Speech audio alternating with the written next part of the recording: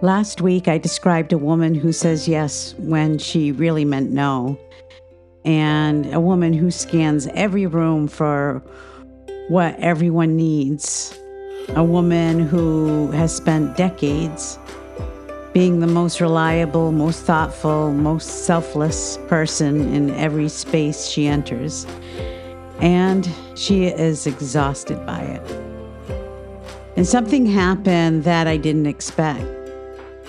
Many women reached out to me and said, "That's me. That's exactly me. But now what? What do I do with this?" If you're ready to stop the survival patterns of people pleasing and begin living intentionally, this episode is your next step. Not a complete overhaul, and it's not a revolution. It's just 3 gentle practices that you can start tonight. Welcome to the return. You're not the mother. You're not the spouse. Not the woman who holds it all together. You are just you. Let's take a deep breath together. In through the nose and out through the mouth. Good. Tonight is the second half of our conversation about people pleasing. Last week was about seeing the patterns. This week is about beginning and how to respond differently. And I want to say this before we go any further. There is no urgency here. This is not a program with a deadline, but just women learning to listen to themselves again. And that happens at a pace that it happens. There's no urgency. Before I share anything practical, I want to name something that matters. When you've been a people pleaser for 30, 40, sometimes 50 years, the idea of saying no, even internally, can feel physically threatening. Your body might resist, or your mind may flood you with energy. Instead of answering immediately, you say, "Let me think about that," or "Let me check and get back to you," or even just "Give me a minute." That's it. That's the whole practice. I know it sounds almost ridiculously simple, but for women who has spent her entire life with the yes already coming out of her mouth before her body has even weighed in, that pause, it's revolutionary. The pause creates a gap between the request and the response. And in that gap, something extraordinary can happen. You can actually feel what you want. Not what you should want, not what would make them more comfortable, but what you want in your body, in your gut, in your bones. What you actually want. You might still want to say yes, and that's perfectly fine. The point is not to start saying no to everything. The point is to make the yes a choice instead of a reflex. Here's what I suggest. Start small. The next time someone asks you for something low stakes, can you bring dessert? Can you cover that errand? Do you want to grab lunch? Just pause. 3 seconds. 1 breath. Check in with your body and then answer from there. And you'll be amazed at how much that 1 breath changes. I want to share something I noticed when I first started practicing the pause myself. The hardest part wasn't the waiting, it was the guilt that rushed in during the silence. My mind immediately produced a story. They're going to think I don't care. They're going to be hurt. I'm being selfish. And if this happens to you, and it will, let me give you this little piece of advice. Guilt is not the same as truth. Guilt, for people pleaser, is the alarm system of the old pattern. It activates not because you've done something wrong, but because you've done something different. And guilt feels dangerous to the nervous system that learned to survive by staying the same. So when the guilt comes, and it will, you just notice it. You don't argue with it, don't push it away. Just simply say, I hear you, and I'm still going to pause. That is what healing after 50 looks like. It's not the absence of the old feelings, but the presence of a new response. The second practice builds on the first. I call it the body check-in. People pleasers tend to live almost entirely in their heads. The mental body is running at full speed, calculating, anticipating, solving, while the physical body is sending signals that go completely unheard. So here's the practice. Once a day, just once, you stop what you're doing and put your hand on your chest or your belly and ask your body one question. What do you need right now? And then listen. Not with your mind, with your body. Your body might say, I'm tired, I need to sit down. Your body might say, I'm hungry, and I've been ignoring it for 4 hours. Your body might say, I need 5 minutes alone before I walk into that room. Or your body might say something that surprises you entirely. The point is not to always act on what your body says. Though it would be wonderful if you did, the point is to practice hearing it. Because for women who have spent decades tuning in to everyone else's needs, the channel to our own body often goes quiet. And it's not because it stopped broadcasting, it's because we stopped listening. And the beautiful thing about the body is that it forgives quickly. As soon as you start listening, it starts talking again. It wants to be heard. It has been waiting for you to come back to it the way you've been waiting to come back to yourself. Let me tell you what this looked like for me. I was in the middle of preparing dinner, the kind where I'd normally spend 3 hours cooking or cleaning, setting the table, making sure every detail was perfect so everyone would have a good time. And I stopped. And I put my hand on my belly and I asked, what do you need? And my body said so clearly, it almost startled me, I need to sit down. Not later, not after the table was set, right now. So I did. I sat down for 5 minutes. And the world didn't end. Nobody suffered. The dinner still happened.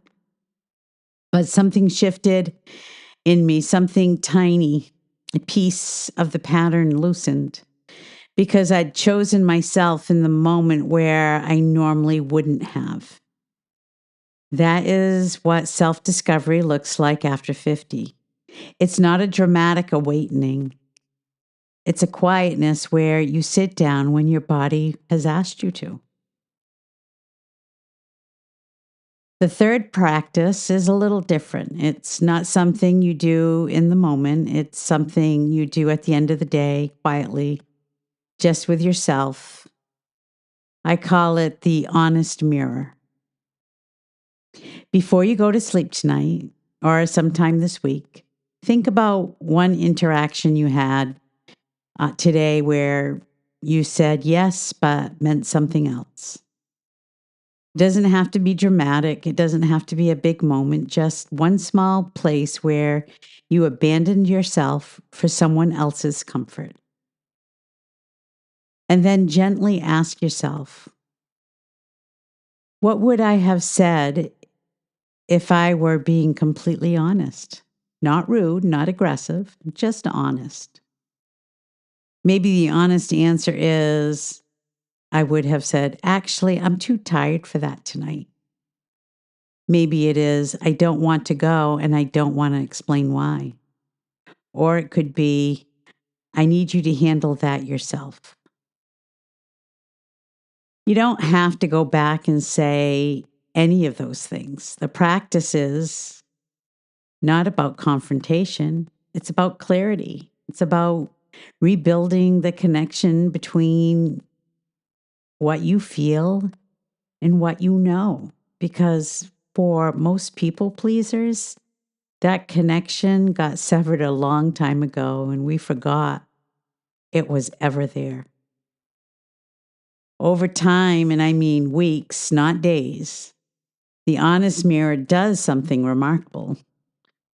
It shortens the gap between the moment you abandon yourself and the moment you notice. Eventually, you start noticing in real time. And that's when things begin to shift. I want to tell you something about this practice that I find deeply hopeful. When I first started doing the honest mirror, the gap between the moment I abandoned myself and the moment I noticed was sometimes days. I would agree to something on Monday and not realize I didn't want to do it until Thursday. Then I was already committed and resentful and wondering why I felt so heavy. Within a few weeks of this practice, the gap shortened to hours, then to the drive home or when I had a moment to myself. The real time recognition of I am about to say yes and I don't mean it was remarkable. That is not willpower, that is awareness. And awareness for the woman who has been on autopilot for decades is the most revolutionary thing she can cultivate. It doesn't require force or discipline. It requires only this, a willingness to look honestly at yourself at the end of the day and to tell the truth about what you see. Now, I want to be straightforward with you about something. When you start practicing these things, the pause, the body check in, the honest mirror, you're going to feel uncomfortable. You might feel guilty. You might feel selfish. You might feel like you're being a bad mother or a bad spouse or a bad friend. I want you to hear me. That discomfort is not a sign that you're doing it wrong. It's a sign that you're doing something different. And different, after 50 years of the same patterns, feels alarming to the nervous system that equates sameness with safety. Be patient with yourself and be as tender with yourself as you would be with a friend who is trying something brave for the first time. And know this, you are not becoming a different person. You are not becoming selfish or cold or unkind. You are becoming honest. You are becoming present. You are learning to include yourself in the circle of people you take care of. And that is not selfishness. That is the beginning of alignment. And I want to talk about something that comes up for almost every woman who begins this work. She worries about the people around her. What will they think? What will they feel? Will they be angry? Will they leave? Here's what I've seen in my own life and in the lives of the women I walk beside. Some people will notice the change and welcome it. They'll say, "You seem different. You seem lighter." They'll be relieved because they always sensed you were carrying too much and they didn't know how to say it. And some people will not notice at all.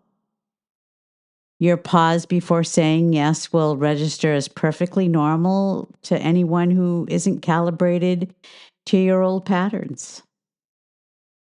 And some people, and this is the honest part, some people will be uncomfortable because the people who benefited from your constant yes are going to feel the shift when it stops. That discomfort is not evidence that you're doing something wrong. It is evidence that a relationship was built on an imbalance, and the imbalance is beginning to be corrected. You do not have to manage their discomfort. Let me say this again. You do not have to manage their discomfort. That is the old pattern talking. Their feelings about your growth are theirs to carry. Your job, your only job, is to keep listening to yourself, keep practicing, keep coming back to the woman you're remembering how to be. Here is your one thing for this week. Pick one of the 3 practices: the pause, the body check-in, or the honest mirror. And try just one. Not perfectly, not as an assignment, just as an experiment. A quiet act of noticing who you are when you're not performing for anyone.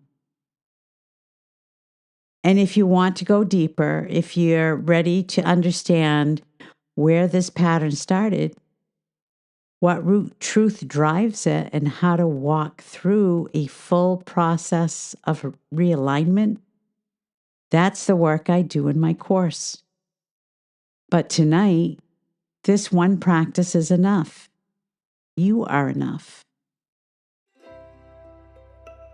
To the woman who's learning to hear her own no, what a brave, quiet, extraordinary thing you are doing. You are not dismantling who you are. You are discovering who you've always been underneath that pattern.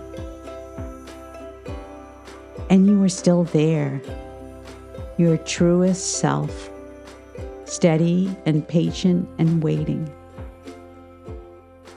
You don't have to find her all at once.